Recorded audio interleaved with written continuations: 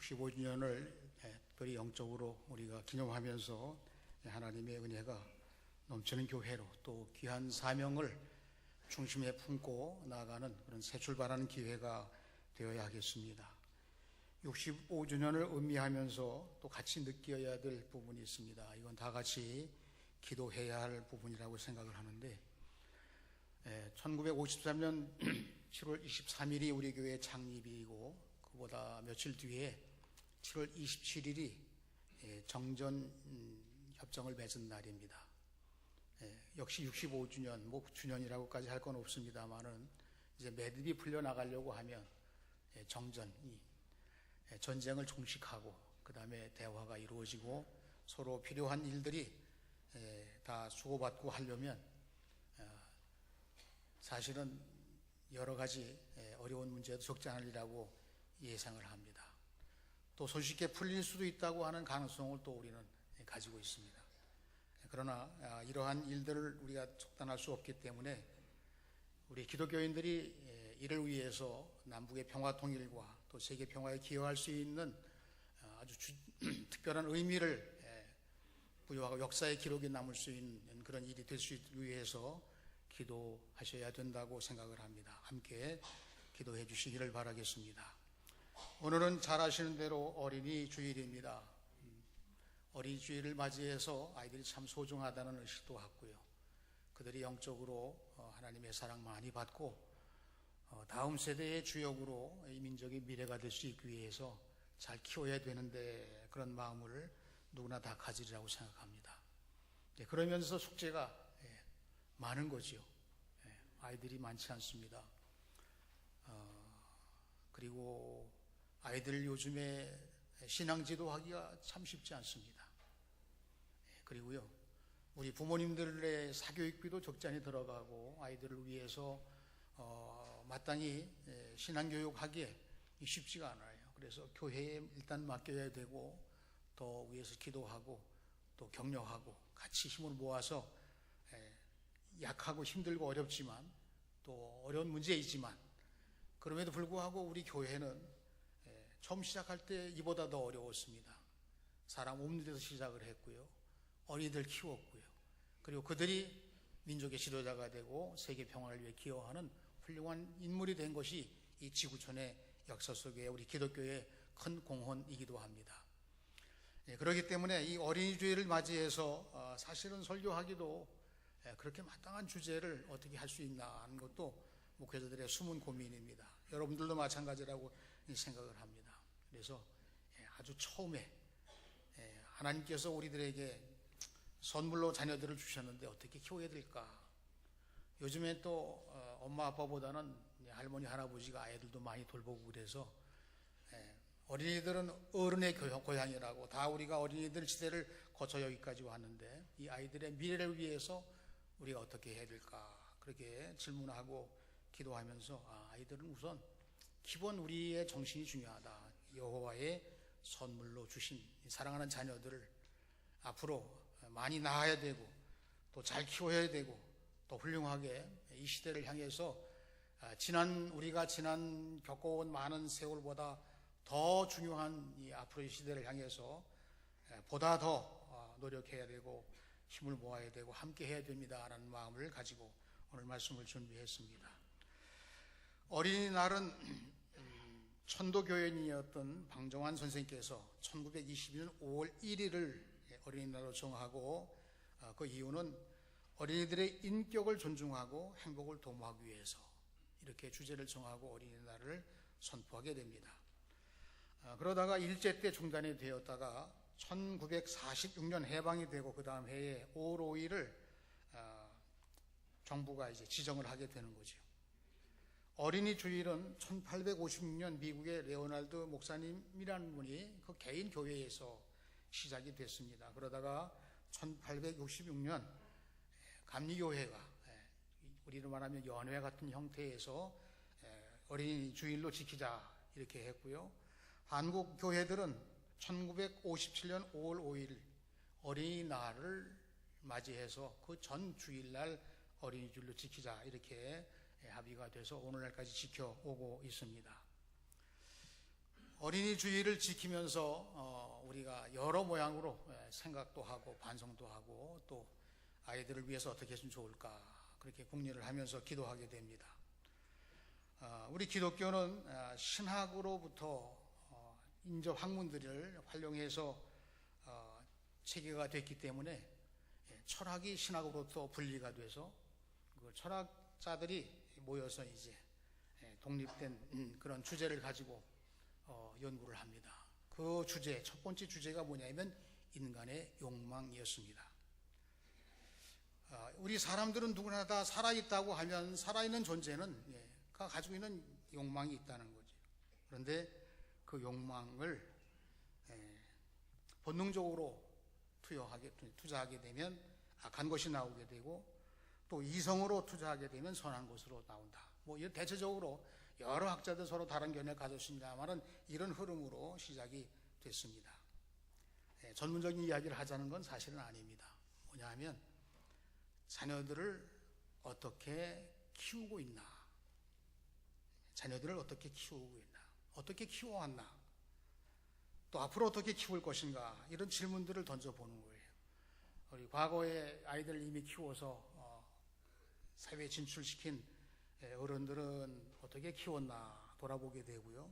지금 우리들은 어떻게 키우고 있나. 사실은 우리가 좀 반성하는 의미에서 욕망으로 키웠나, 자녀들을 우리가 키울 때 욕망으로 키웠나, 좀 더 심하게 욕망을 가진 부모들에 의해서 아이들을 더 욕망을 갖고 자라도록 키웠나, 이런 마음까지 생각해 보게 되는 거예요. 왜냐하면 그동안 우리는 열심히 해왔습니다. 잘 가르치려고 애를 썼어요. 그리고 많은 사람들에게 모험이 되려고 그 착한 아이로 키우기도 하고 재능 있는 아이 키우고 또 학교가 또 교육 전문가들이 다양한 많은 방법으로 수고하고 노력했지만 그 한쪽 그늘에는 욕망으로 키웠나 아니면 욕망을 키워줬나, 이렇게도 반성을 해보게 되는 것입니다. 우리가 어린이 주일을 맞이해서 아이들을 어떻게 키울 것인가 라고 하는 이 질문을 던지면서 전혀 대답이 될 수 있는 게 아닌데도 불구하고 연결시켜 보는 거예요. 그렇게 해올 수도 있었다는 겁니다. 건전한 교육 전문가들이 많은 애를 썼음에도 불구하고 교육이 또 문제를 낳는 문제도 안고 있어요. 우리가 어린이 주일을 맞이해서 우리끼리 답변입니다.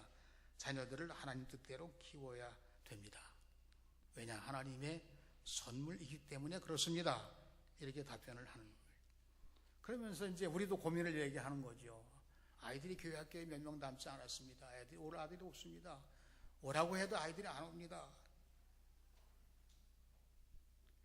그러면 여기까지 오는 이 숙제를 안을 때 우리가 조금 전에 반성한 거, 욕망으로 우리도 모르는 사이에 해온 일들에 대한 후유증이 여기까지 나왔나, 그렇게 생각을 하는 거예요. 제가 자료를 보다 보니까 경기도 교육청에서 발표한 내용입니다. 어린이집이 지난 2년 동안 860곳이 폐쇄됐다고 그러네요.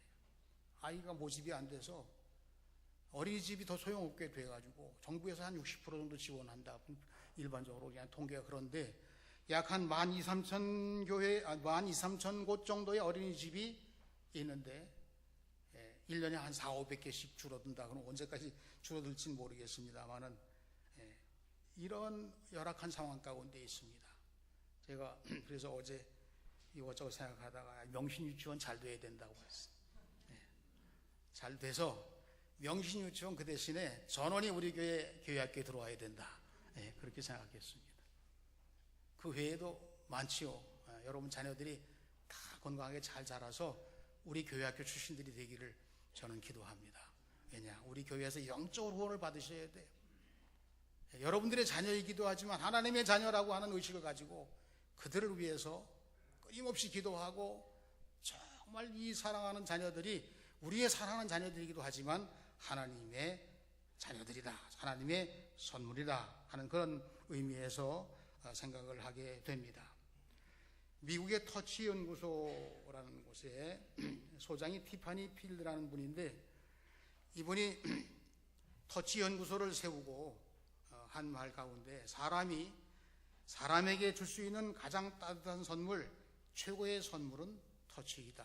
이렇게 얘기를 해요. 여러분들이 다 아시는 이야기인데, 만지는 겁니다. 아이들을 만지고 접촉하고, 그리고 또 우리가 오늘도 주일날 악수하고 남북 정상이 또 악수도 해보고 그러는 가운데 이게 뭔가 효과가 나타나기 시작하는. 어깨도 두드려주고, 제가 가끔 어깨 툭 치는 경우도 있는데 미워서 때리는 게 아닌데 툭 치는, 그게 격려였어요. 그런데 목사님들끼리 모여서 지난번에 그 얘기 하더라고요. 이단 종파에 대해서 경계하는 거 가운데 하나가, 어떤 유명한 목사님이 엘리베이터 같이 탔는데 미모의 여인이 갑자기 그냥 쓰러지더라는 거예요. 그러니까 실신하나 보다 그러고서 언급결에 이렇게 곧 부축하는데, 그게 이상한 걸로 이렇게 돼가지고 경찰서에 출두해서 조사받았다. 농담인데 그게 진짜인지 모르겠어요. 하여튼 그런 위험이 있으니까 조심해야 된다, 이런 얘기를 하더라고요. 별로입니까? 그런데 모르죠, 앞으로. 그러나 이제 이 터치 연구소의 티파니 필드가 사람에게 줄 수 있는 최고의 선물 이야기를 하면서 예화를 들었어요. 외부의 영향을 적게 받는 저 파푸아 뉴기니아의 여러 종족들이 거기도 사는데, 이 두 종족을 비교해서 연구하는 그런 내용인데, 뭐냐면 한 종족은 아라페시족인데, 이 아라페시족은 온순하고 평화로운 종족이고, 몬두구모족은 거칠고 난폭한 종. 이 두 종족이 외부의 문화 별로 받아들이지 않고 그런 조그만 섬나라에서 종족이 서로 이렇게 다른 성향을 가진 거에 대해서 이상하다, 연구를 해보자, 연구를 했어요. 원인이 뭔가 보니까 엄마들이 아이를 키우는 방법에서 차이가 있었다, 이렇게 조사가 됐습니다. 아라페시족은 엄마들이 안고 업고 그리고 늘 자기 곁에 이렇게 서로 만지고 이렇게 아이를 키우는 그런 엄마들입니다. 문두구모족은 이 아이를 키우는데 이 등어리에 바구니를 메고 다녀요. 그래서 이 아이를 바구니에다 넣어가지고 메고 다니는 거예요. 그러니까 상대적으로 이 두 종족이 비교해 볼 때, 엄마의 접촉을 많이 받는 종족은 온순하고 평화롭고, 엄마의 접촉이 적은 족속이 거칠고 함부로 사는 그런 모형이었다 하는 이야기. 그래서 이제 어른들이, 요즘에는 할머니도 할아버지도 많이 보시니까 어른들이 부모와 더불어서 아이들을 많이 감싸주고, 많이 품어주고, 많이 만져주고, 또 충분한 터치를 받으며 자랄 수 있도록 그렇게 해주는 것이 참 좋은 방법이구나 하는 것을 우리가 알게 됩니다. 예수님께서도 누가복음 18장 15절에 보시게 되면 만져달라고 나오는 아이들을 제자들이 제지를 하게 됩니다. 그때 예수님께서 어린아이들이 내게 오는 것을 금하지 말라. 하나님의 나라는 이런 자의 것이니라. 만져주심이 안수라고 볼 수도 있고, 아니면 그때는 랍비들에게, 유명 랍비들에게 아이들이 안겨서 좀 이렇게 쓰다듬어 주는 것을 좋아하는 그런 관습이 있었다고 하니까, 어떤 의미에서 볼 때는 예수님도 만져주는 그런 성향으로 아이들을 사랑하는 모습이 성경 말씀에 나와 있는 것입니다. 19세기 초 칼 비테라는 목사님이 영세교육의 비밀이라는 이론으로 주장을 하기 시작했습니다. 이 칼 비테 목사님이 어린이 교육을 시키는데 언제부터 시켜야 되느냐? 영세부터 시켜야 된다는 거예요. 아니, 영세라면 갓 태어나가지고 지금 이 피똥이어야 돼, 이걸 가지고 어떻게 교육하느냐? 근데 유대인의 교육은 그보다 더 앞섰거든요. 태교가 유대인의 교육의 원조입니다. 그래서 아이들을 이 뱃속에 안고서 성경 말씀도 읽어주고, 기도도 해주고, 그리고 찬송도 불러주고, 좋은 말도 해주고, 써두면서 그래서 앞으로 꿈도 이야기하고, 이렇게. 그러면 이 자녀들을 교육하는 데 있어서 영세부터 교육이 중요하다는 말을 이 칼비테 목사님이 자기 아이를 키우는 것으로 실험을 한 거예요. 그래서 영세부터 교육을 하기 시작합니다. 그런데 이제 그분의 이론에 의하면 0세부터 6세까지가 제일 아이들이 교육의 영향을 많이 받는다는 거예요. 6세보다 0세 쪽으로, 그러니까 삼각형으로 하면은 이 바닥이 0세고 올라오면서 5세에서 6세쯤 되면은 이제 그 이상으로 가는 거는 교육 효과가 이 전 단계보다 뭐 그렇게 대단치 않다. 이런 이론입니다. 자기 아이를 교육을 시켰어요. 목적을 가지고 실험 삼아서 했는데 이 아이가 크면서 13살 때 철학 박사 학위를 받게 됩니다. 16살 때 법학 박사 학위를 받게 됩니다. 대단한 그런 교육의 방법이었고 또 실험을 그렇게 했다는 거예요. 그래서 이분의 주장은 뭐냐면 아이가 지능을 가지고 태어나는 것이 아니고 환경과 교육에 따라 달라집니다. 이렇게 얘기를 해요. 자녀를 하십니다. 지난번에 여기 명신유치원에 그 교육감께서 오셨더라고요. 와가지고 뭐 행사를 했는데 제가 자세히 다 기억을 못하지만 그분의 이야기 가운데 하나가 뭐냐면 우리가 자연스럽게 모든 사회가 더 서로 다르지만 교육을 받는 것만큼은 공평했으면 좋겠다 이런 얘기를 해요. 교육을 받는 것만큼은. 그래서 교육을 공평하게 받으려고 그러면 교회에 보내야 됩니다. 왜냐하면 교회는 모든 이들에게 하나님의 사랑을 공평하게 지도하는 그런 신앙의 장이기 때문에 그러합니다. 명신유치원이 우리 교회에서 시작됐습니다. 아니 반대로 얘기했죠. 우리 교회가 명신유치원을 시작한 교회입니다. 그렇게 얘기하니까 자기 형제들도 두 사람이 목사이고 자기는 집사라고 그랬나 아마 그렇게 얘기를 해요. 이 칼비테 목사님이 또 다른 예를 들었습니다. 늑대 소녀 이야기를 했어요. 1920년 인도 칼카타의 부근에 늑대 새끼들 속에 두 소녀가 자라게 됩니다. 어떤 이유인지 모르지만 이 늑대 어미가 사람 아이를 두 사람을 키우게 되는 거예요. 아마 잠시 실종이 됐든지 아마 그렇겠죠. 그런데 이 사냥꾼들이 거기 이 사나운 짐승들이 있다는 것을 듣고서 거처를 가봤는데 동굴 속에 호랑이가 들어있나?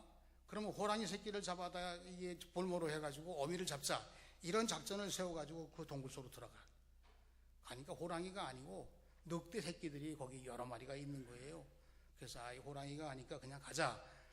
이러다가 돌아보는 순간인데 늑대 새끼가 아닌 것으로 보이는 두 개.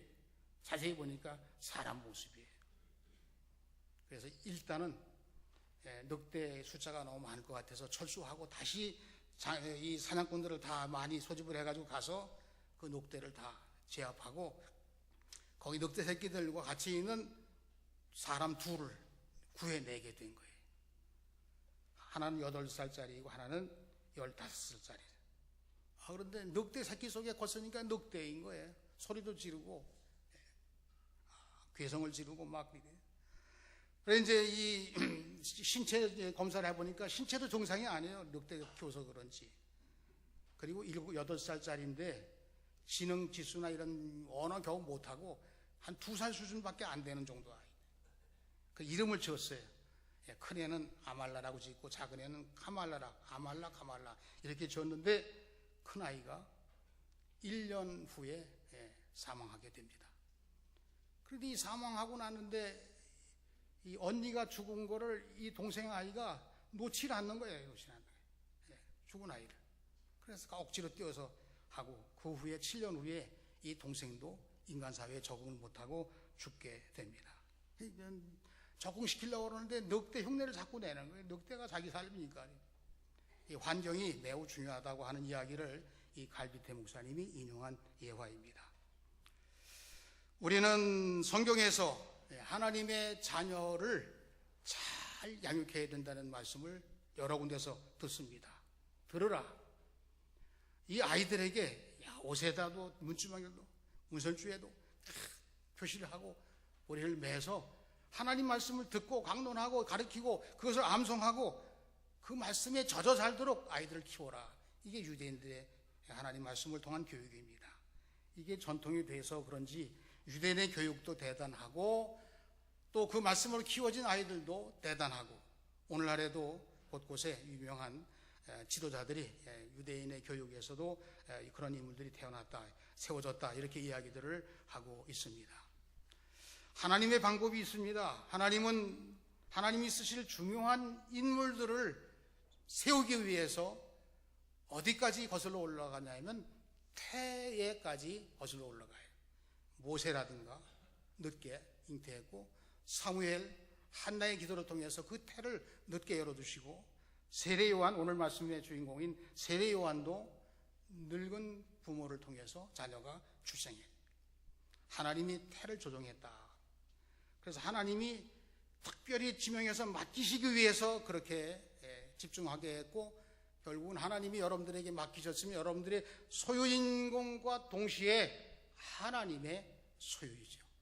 하나님이 쓰시려고, 하나님이 여러분들을 쓰신 거죠, 자녀들을. 그러니까 이 입장을 우리 욕망으로 키워서는 안 된다는 말씀을 이렇게 서서히 여러분들에게 말씀을 드리는 겁니다.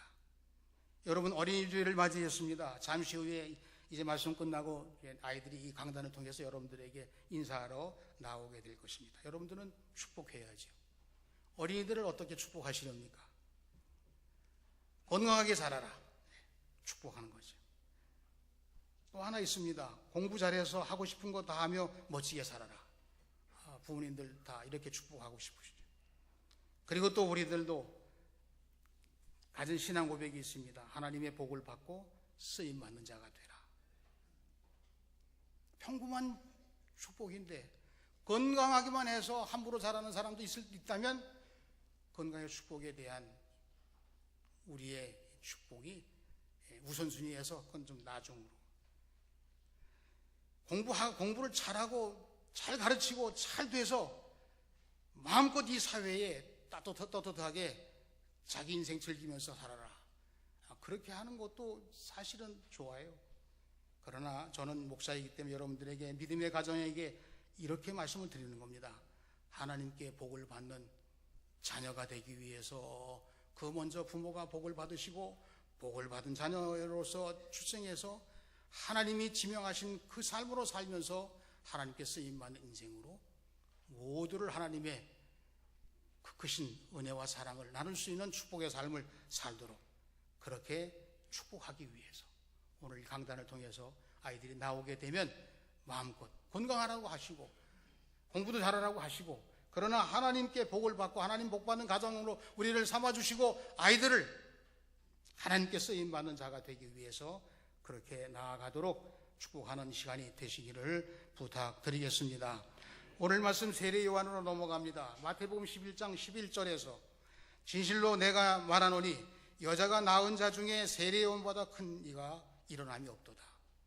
세례 요한의 출생을 지금 우리가 말씀드리려고 하는데 최고라는 거죠. 예수님이 인정하신 겁니다. 그 부모는 누가복음 1장 5절 이하에 나오는데 유대 왕 헤롯 때에 아비야의 반열 제사장 한 사람이었으니 이름은 사가랴요. 그의 아내는 아론의 자손이니 엘리사벳이라. 이렇게 족보를 말할 때는 족보를 통해서 하나님을 경건하게 섬기는 믿음의 가정의 모델이라는 그런 표현이에요. 제사장의 순서에 따라서 24계조로 되어 있는데 성전 제사를 당번이 돼서 드리는 중에 갑자기 천사장인 가브리엘이 나타나서 그에게 말합니다. 놀라지 말라. 너의 간구함이 들린지라. 네 아내 엘리사벳이 잉태하리라. 이름을 요한이라 하라. 그러니까 하나님께서 여러분들에게 맡기신 선물은 성경에 나와 있는 인물 이름은 아니지만 여러분들에게는 이와 비슷한 의미를 가진 자녀들로 허락해 주신다고 그렇게 저는 보는 거예요. 1장 18절에 사가랴가 천사에게 이르되 내가 늙고 아내도 나이가 많으니 내가 어떻게 알리오. 천사는 네가 내 말을 믿지 아니하므로 잉태하는 기간 동안에 말을 못하는 농아가 되리라, 멍언이가 되리라, 이렇게 말씀을 해요. 자, 요 장면들 흐름을 보면서 하나님이 지명하시고 지정하시고 하나님이 섬세하게 자녀들 허락하시는 그런 흐름을 우리가 보게 됩니다. 때가 차서 아들을 낳은 후 8일 만에 할례도 받고 그리고 이름도 명명해야 돼요. 유대인의 관습이 그렇습니다. 난 지 8일 만에 성전에서 제사를 드리고 그때부터 이름을 부르기 시작하는 거예요. 이름을 지어야 됩니다. 이름은 누가 짓냐면 아이의 아버지가 이름을 짓는 게 전통이에요. 그 전통에 따라서 그 가문에 우리로 말하면 학렬이 있습니다. 그러니까 이름을 짓는 학렬이 있는 거예요. 그러니까 아무거나 누구 이름 짓는 게 아니에요.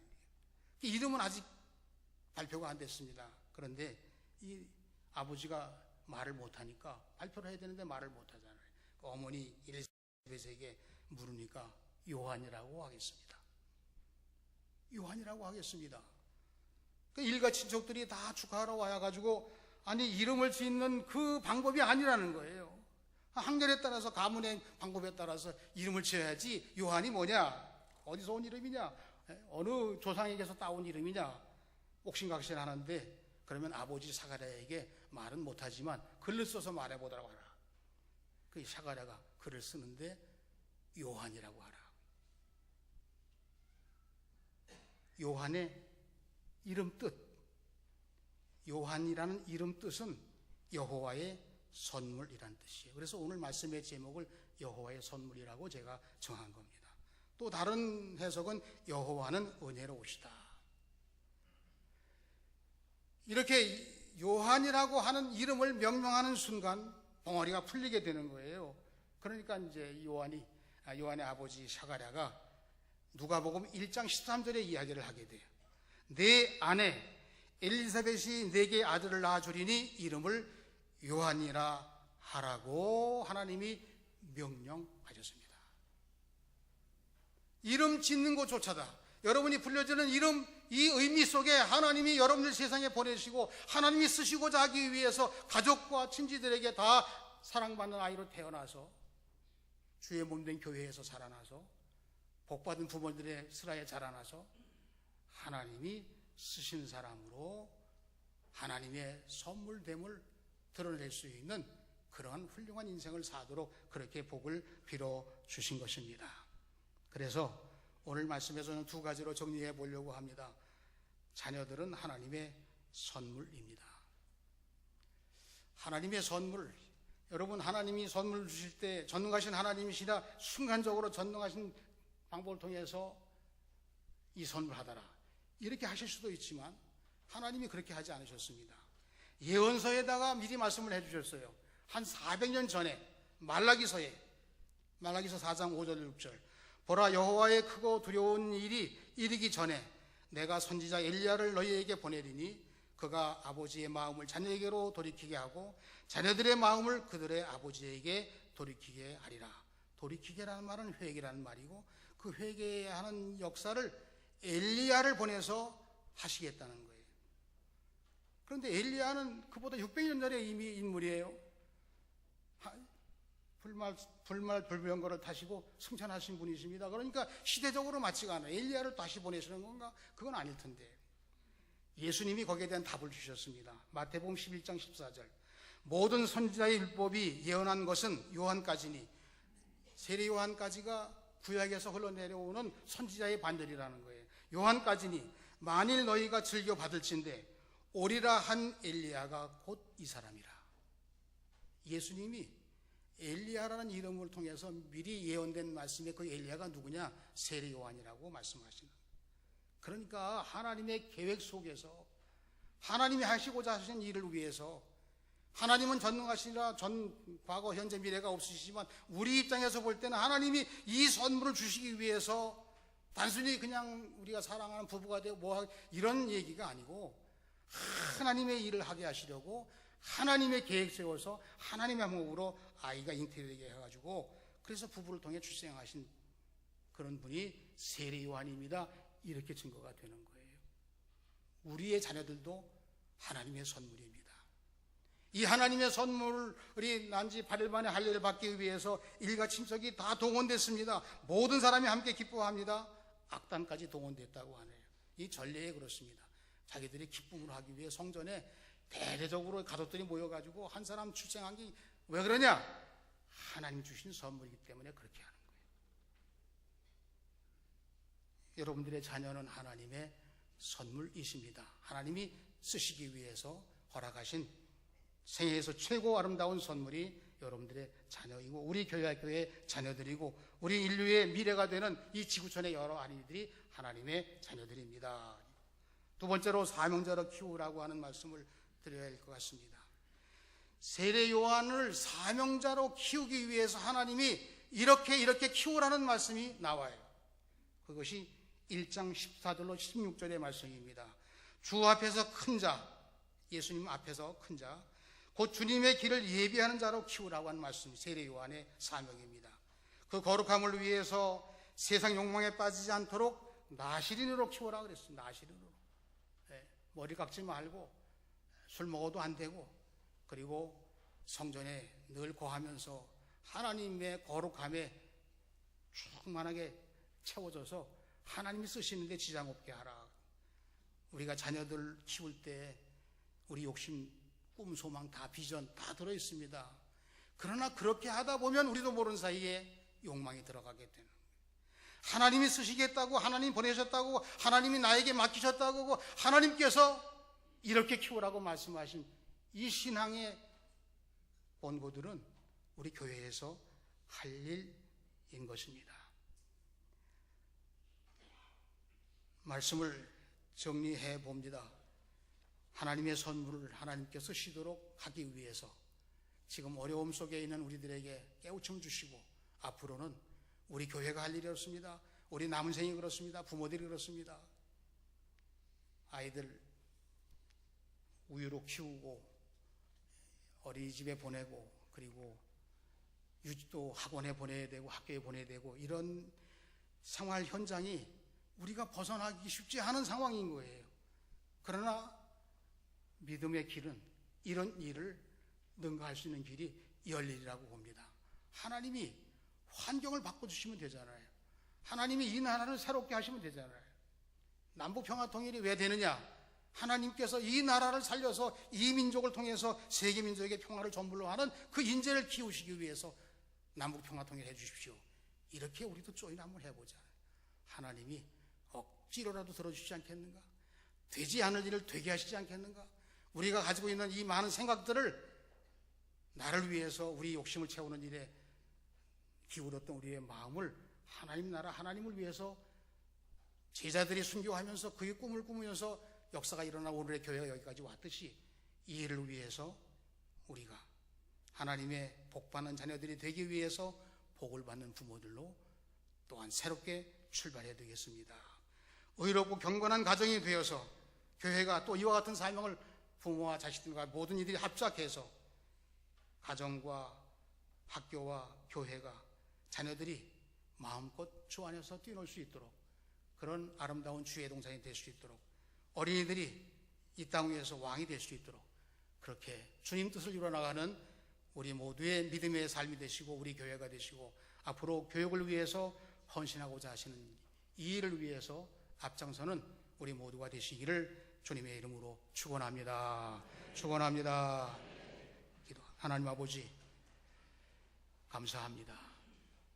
하나님께서 하시면 못하실 일이 없고, 하나님이 하시면 거룩하고 아름답고, 그리고 이 땅 위에 최고의 선물이 되지 못할 것이 없음을, 우리 가정들이 다른 자녀들을 키우면서 힘들고 어렵고 사교육비가 많이 들고 괴로운 이런 상황 속에서 하나님께 기도하며, 하나님께서 교회에서 이 아이들을 맡아주며, 또한 이 일을 통해서 정치적으로나 또는 인간적으로 욕심을 채우려고 하는 그런 시도가 아니라 하나님 주신 선물을 하나님 뜻대로 나아가기 위해서 쓰임받는 일에 정신전력하는 우리들이 되게 하시고, 우리 교회가 되게 하시고, 우리의 미래가 되게 해 주셔서 하나님께 영광 돌리는 훌륭한 지도자들을 키워낼 수 있는 교회가 되게 하시고 우리의 삶이 되게 하여 주시옵소서. 예수님의 이름으로 기도하옵나이다. 아멘.